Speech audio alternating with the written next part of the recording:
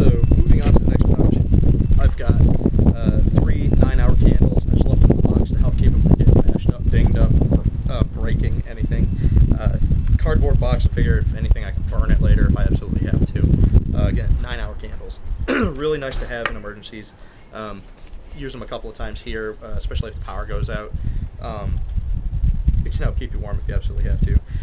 I have an entire roll of fishing line. I'm trying to find something to store this a little better because this is really, really bulky and I don't need 220 yards of this stuff. But this is 40-pound test. You can use it for fishing. I have a rod that I use that I think has maybe like 8-pound test on it. This is strictly for this bag. For emergency situations, you can use it to make fishing line, snare wire. That's kind of why I went with the higher test, as for snare wire.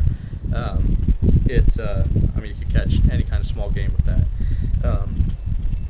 So that's it in that one. Then here, I actually got a smaller fishing kit. It's got anything and everything you need: sinkers, lures, hooks, a very, very small multi-tool that has a like a mini flashlight and stuff on it. Really, really good. I've had that for a long, long time. All around pretty generic fishing kit, just in case of emergencies. And I think I have some spare hooks and stuff in here. Yeah, a couple of spare hooks and lures, just in case. Because I mean, if anybody fishes at all, you know that you can lose like 20 in one day if you're having a really bad day. I've never had a bad day like that, thank God. But I mean, you can still lose a couple, and it's going to be pretty shitty if you only started off with 2 to begin with. So that is it for that outer pack. So moving into the primary area of my pack.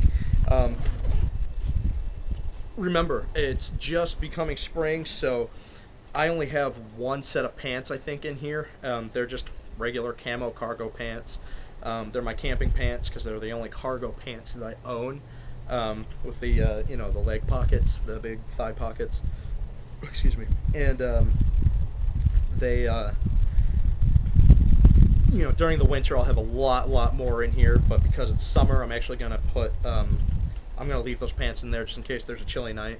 But I've got heat gear, Under Armour that I'll put in there, along with some ankle length wool socks, because right now I have my full length ones because I wear Carolinas and they go halfway up my leg. So they the long ones are nice though. I'll probably keep a pair in there as well, just because it's always good to have a long pair of socks, and it's always good just to have extra socks. Always go for wool. I would suggest a couple pairs of wool, maybe one pair of cotton for those really, really hot days, but wool will help keep your feet dry and warm if the sock gets wet, and they dry out really, really quick. Again, just clothing for your area, plan ahead, make sure you've got what you need. Don't overdo it. You don't need to pack, 4 weeks worth of stuff. If you're going camping or if you're surviving, you're going to have to make 3 outfits last a week if you have to. It comes down to survival, what you can carry, what you can't carry. You just got to be careful with your weight when it comes to that, because I know people who go way, way overboard with clothes. But definitely use layers.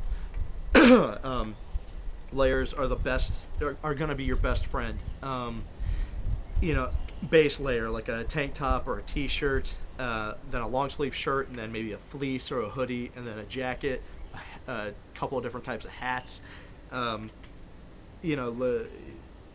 Look around, depending on your climate and area. Look for videos on YouTube giving you suggestions for the type of clothing and wardrobe you would need for that kind of outdoors activity. I lived in California for a while, and I had to completely change my outdoor regime due to gear. I had gear based for New York, which didn't quite fully switch over to California.